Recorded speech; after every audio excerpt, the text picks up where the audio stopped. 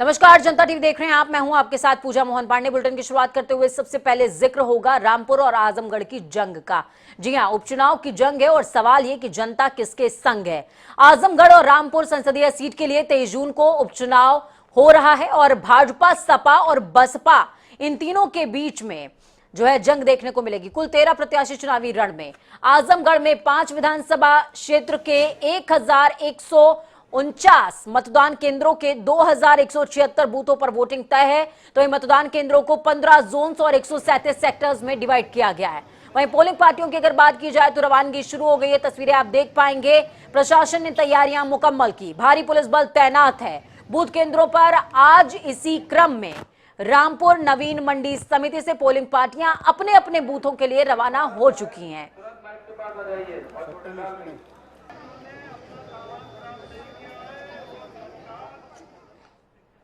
तो वहीं दूसरी तरफ कल होने वाले लोकसभा उपचुनाव के मद्देनजर बहुजन समाज पार्टी की मुखिया राष्ट्रीय अध्यक्षा मायावती ने लोगों से मतदान में बढ़ चढ़कर हिस्सा लेने की अपील करी है। क्या कहा है समझिए। इसके साथ ही उन्होंने दावा किया है कि सभी वर्गों और धर्मों के लोगों का बसपा को समर्थन मिल रहा है। मायावती ने ट्वीट करते हुए लिखा कि यूपी में आजमगढ़ लोकसभा सीट पर कुल जो प्रत्याशी हैं उनके बीच में जंग देखने को मिल रही है। कल 23 जून को होने वाले उपचुनाव में बीएसपी को जिस तरह से सभी वर्गों धर्मों के लोगों का समर्थन मिल रहा है वो काफी उत्साहवर्धक है। विरोधियों के हथकंडों से दूर रहकर ये जन समर्थन वोट में भी जरूर तब्दील होगा, ऐसा मुझे पूर्ण विश्वास है। बीएसपी उम्मीदवार श्री शाह आलम उर्फ गुड्डू जमाली के लोकल और दलगत राजनीति से ऊपर उठकर लोगों का हमेशा मददगार होने के कारण इनकी साख और लोकप्रियता विरोधियों से कहीं ज्यादा है, जिसका चुनाव परिणाम पर खासा असर देखने को मिलेगा। मतदान में बढ़ चढ़कर भाग लेने की पुरजोर अपील।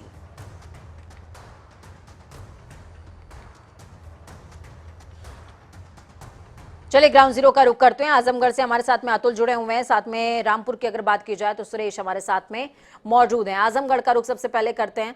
आजमगढ़ की जो जंग है अतुल, वो बेहद दिलचस्प है इस लिहाज से क्योंकि यहाँ पर तीनों ही दलों ने अपने प्रत्याशी उतार रखे हैं, फिर चाहे वो बीजेपी हो, सपा हो या फिर बसपा हो।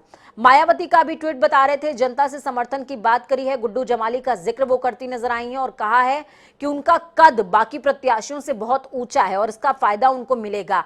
तो ग्राउंड पर गुड्डू जमाली जो हैं उनकी क्या कुछ साख नजर आ रही है, कितनी टक्कर वो दे पाएंगे बाकी दोनों प्रत्याशियों को?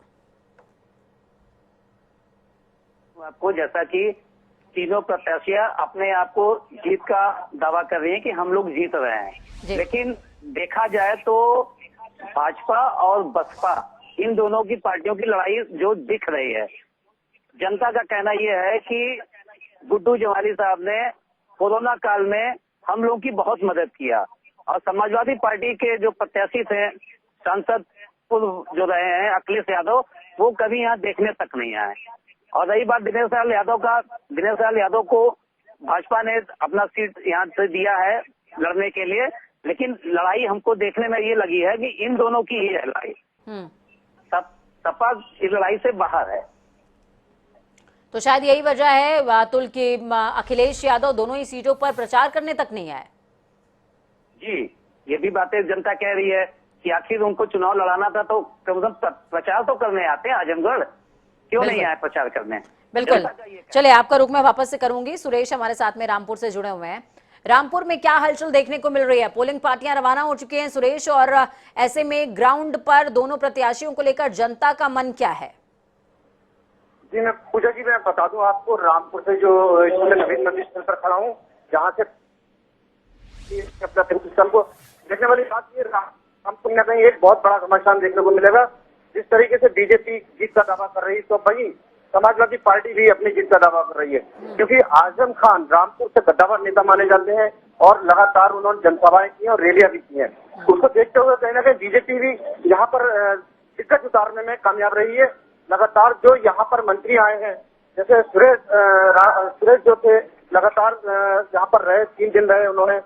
कहीं ना कहीं सुरेश खन्ना ने लगातार जनसंपर्क भी किया लोगों से और वोट की अपील भी की है। देखने वाली बात ये कैबिनेट मंत्रियों का जमावड़ा रामपुर में रहा है। जी बहुत शुक्रिया आप दोनों का हमारे साथ जुड़ने के लिए, अहम जानकारी ग्राउंड जीरो से साझा करने के लिए। तो उपचुनाव की जंग है और जनता किसके संग है, इस सवाल का जवाब कल मतदान पेटी में मतदान के बंद होने के साथ मिल जाएगा, लेकिन इसका खुलासा आगामी जब मतगणना होगी उसमें होने वाला है। सबसे बड़ी बात यह है कि जो दोनों ही सीटें हैं वो बेहद खास हो जाती हैं और मुकाबला दिलचस्प देखने को मिलेगा। हालांकि मुकाबला सपा और भाजपा के बीच में माना जा रहा है, लेकिन आजमगढ़ में जिस तरीके से अखिलेश यादव माना जा रहा था कि वो वोटों की अपील करने लोगों से आएंगे, वो आए नहीं। इसका भी बेनिफिट कहीं ना कहीं बसपा को मिल सकता है। खबरों में आगे बढ़ेंगे और आपको बता दें, बीजेपी ने राष्ट्रपति चुनाव के लिए एनडीए उम्मीदवार की घोषणा करते हुए ओडिशा की आदिवासी महिला नेता और झारखंड की पूर्व राज्यपाल द्रौपदी मुर्मू का नाम सुझा दिया है। एनडीए के राष्ट्रपति पद के उम्मीदवार के तौर पर घोषित किए जाने के बाद ओडिशा के मयूरभंज जिले के रायरंगपुर शहर में द्रौपदी मुर्मू के आवास पर उन्हें बधाई देने वालों का तांता लगा। मुर्मू का नाम पहली बार सामने नहीं आया है, बल्कि साल 2017 के राष्ट्रपति चुनाव में भी झारखंड की तत्कालीन राज्यपाल यानी कि द्रौपदी मुर्मू के नामों की चर्चा जोरों पर चल रही थी, लेकिन उस दौरान रामनाथ कोविंद के नाम पर मोहर लग गई, उन्हें राष्ट्रपति चुन लिया गया। अब बीजेपी संसदीय बोर्ड की बैठक में करीबन 20 नामों पर चर्चा के बाद द्रौपदी मुर्मू के नाम को फाइनल करने में जो है कहीं ना कहीं लास्ट डिसीजन में पहुंची है। ऐसे में अगर चुनाव में सफलता मिली तो किसी समय एक क्लर्क के पद पर काम कर चुकी आदिवासी महिला मुर्मू पहली बार रायसीना हिल की सीढ़ियों को चढ़ती हुई नजर आएंगी, यानी कि राष्ट्रपति भवन में विराजमान होंगी। तो द्रौपदी मुर्मू को प्रत्याशी बनाया गया और प्रत्याशी बनने के साथ में ही बधाइयों का तांता भी लग गया। इस कड़ी में सीएम योगी आदित्यनाथ भी पीछे नहीं गए। उन्होंने द्रौपदी मुर्मू को ट्वीट करते हुए बधाई दी। उन्होंने लिखा, झारखंड की पूर्व राज्यपाल श्रीमती द्रौपदी मुर्मू जी को राष्ट्रपति पद के लिए एनडीए का प्रत्याशी बनाए जाने पर हार्दिक बधाई। जनजातीय समाज से आने वाली श्रीमती मुर्मू जी का इसलिए चयन नए भारत में सबका साथ सबका विकास के प्रति कटिबद्धता का सशक्त प्रमाण है।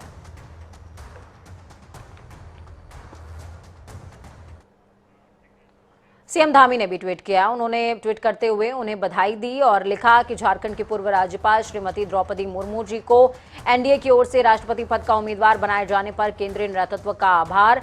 जनजातीय समुदाय को महिला को राष्ट्रपति पद की उम्मीदवार बनाने का बीजेपी के राष्ट्रीय नेतृत्व का ये निर्णय ऐतिहासिक है। विषम भौगोलिक परिस्थितियों के बीच श्रीमती मुर्मू जी का संपूर्ण जीवन जनजातीय समाज के शैक्षणिक उन्नयन, गरीब और जरूरतमंदों की सेवा के लिए समर्पित रहा है। मुझे पूर्ण विश्वास है कि श्रीमती मुर्मू जी का अनुभव और नीति निर्धारण की क्षमता देश को विश्व गुरु बनने में योगदान देता नजर आएगा।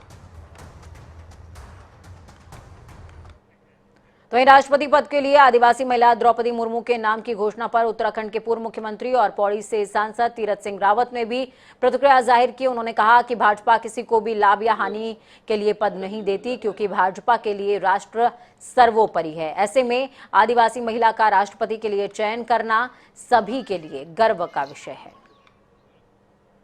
अब हानि ये भाजपा नहीं देती है। अपना पार्टी अपना सरकार एक ही है कि ये देश ये राष्ट्र हमारा है और वह हमारे लिए प्रथम है। और उसका राष्ट्राध्यक्ष राष्ट्रपति एक महिला और वो भी आपका ट्रेवल उससे, तो ये अपने आप में बहुत बड़ा महत्व रखता है। और यह हमारे केंद्रीय नेतृत्व में प्रधानमंत्री जी ने और हमारे वरिष्ठ नेताओं ने ये निर्णय लिया जो कि स्वागत योग्य है। तो दूसरी तरफ प्रदेश की महिला बाल विकास मंत्री रेखा आर्या ने द्रौपदी मुर्मू को राष्ट्रपति पद का उम्मीदवार बनाए जाने पर धन्यवाद दिया। रेखा आर्या का कहना है कि प्रधानमंत्री नरेंद्र मोदी लगातार देश हित में बड़े फैसले लेने का काम कर रहे हैं। इसी कड़ी में राष्ट्रपति पद के लिए द्रौपदी मुर्मू का प्रत्याशी घोषित होना एक बढ़िया फैसला है।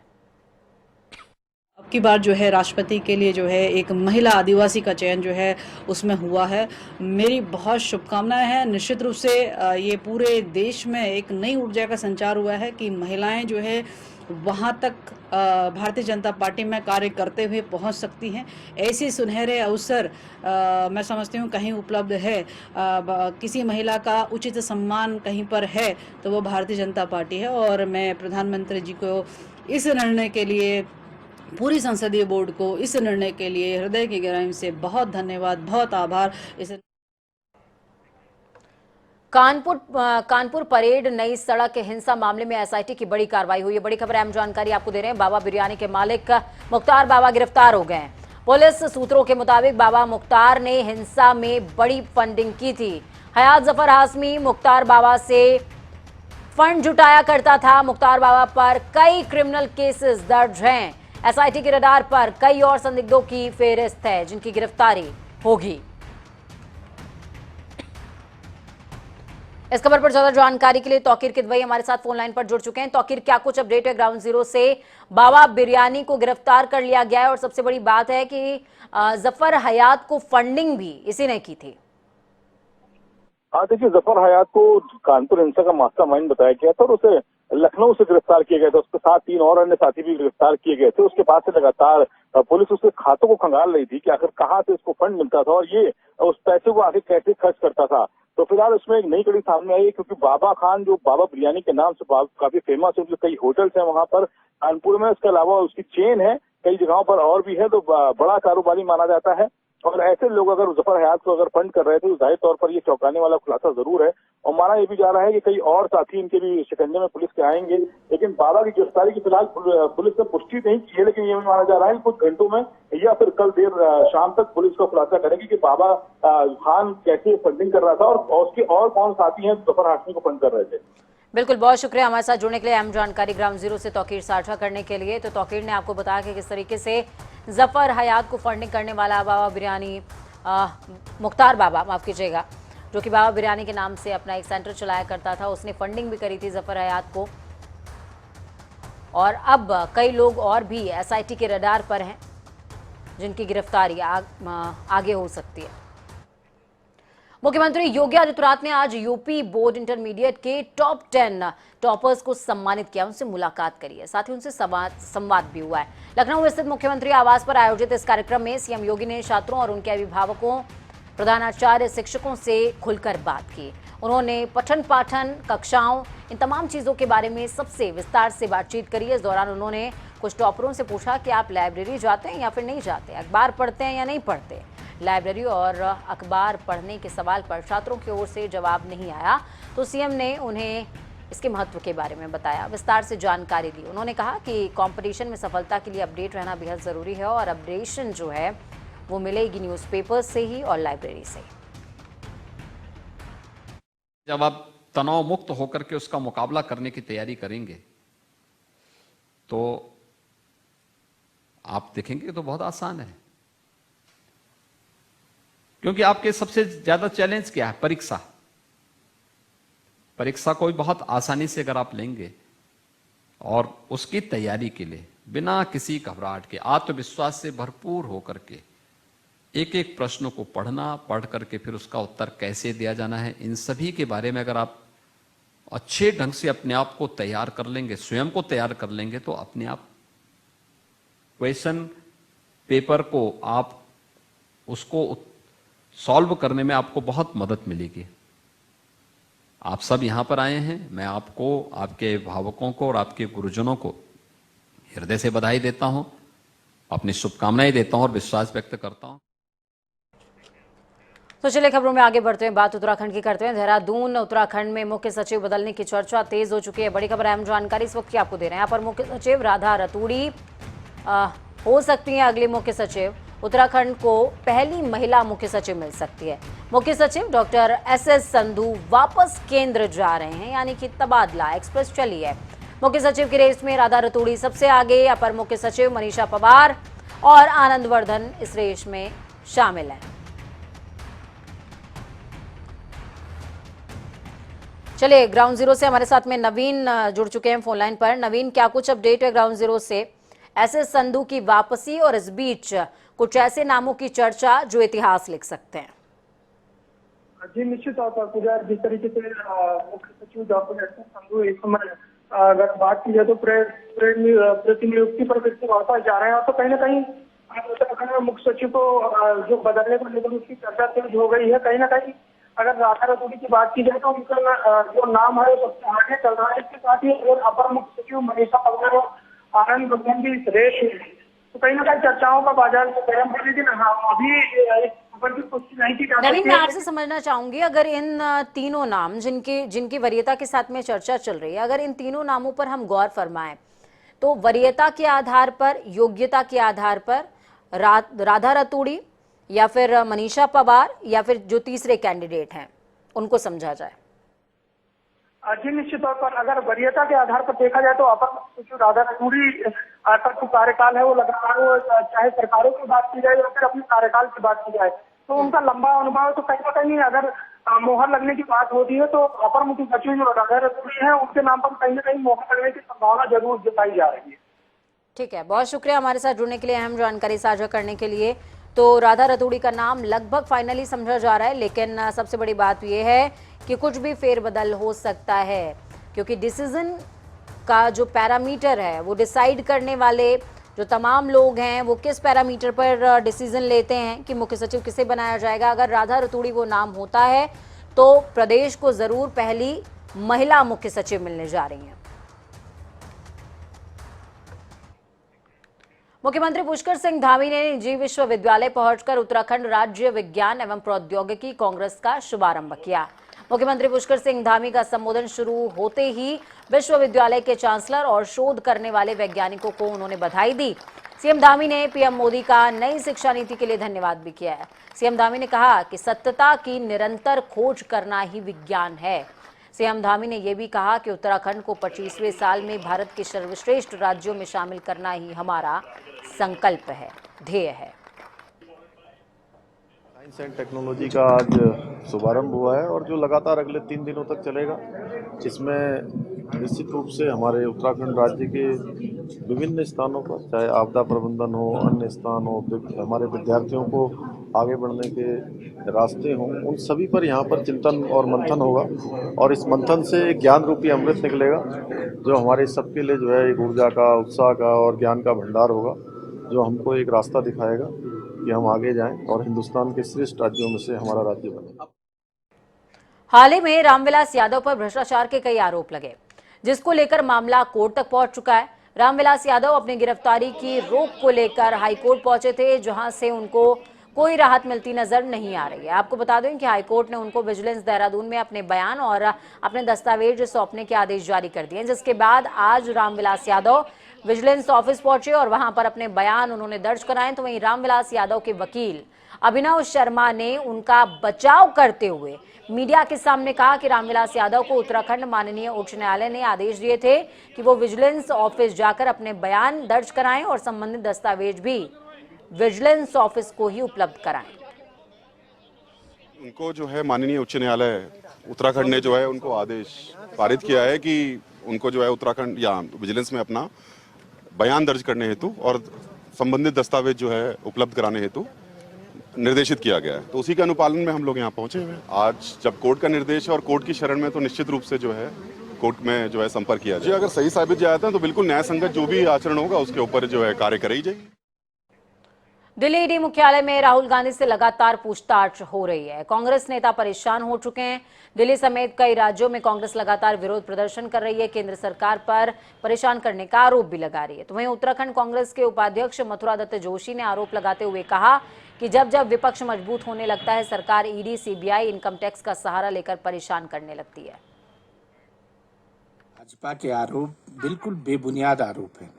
भाजपा की अब कहीं नहीं चल रही है तो इस तरह के आरोप लगा रहे हैं। 60 घंटे पूछताछ करने के बाद भी ईडी कुछ निकाल पाई है राहुल गांधी जी से? अगर घपला हुआ है तो पता चलता ना उसमें। 60 घंटे की पूछताछ यहाँ होती है क्या? केवल भारतीय जनता पार्टी और मोदी की सरकार राहुल गांधी जी को परेशान करने के लिए, कांग्रेस को परेशान करने के लिए और ईडी का इस्तेमाल कर रही है, क्योंकि उनको पता है कि कहीं कुछ हेराफेरी नहीं हुई है। 2015 का केस है, आज का होता तो हम कहते चलो 2015 से ये लोग उसमें कहीं पर भी कुछ नहीं कर पाए। अगर इतनी हिम्मत है, अगर गलत काम हुआ तो करे ना, अरेस्ट करके दिखाए ना। प्रदेश के पुष्कर सिंह धामी सरकार 30 जून को 100 दिन का कार्यकाल पूरा करने जा रही है। तो वहीं सरकार के 100 दिन के कार्यकाल पर विपक्ष ने निशाना साधा। कांग्रेसी प्रवक्ता गरिमा दसौनी का कहना है कि सरकार के 100 दिनों में से कुछ खास नजर नहीं आता। सरकार ने स्वास्थ्य, शिक्षा, गैरसैंण को लेकर कोई भी ब्लूप्रिंट जारी नहीं किया है और न ही लगातार कर्ज के बोझ तले डूब रहे उत्तराखंड को लेकर कोई योजना बनाई है।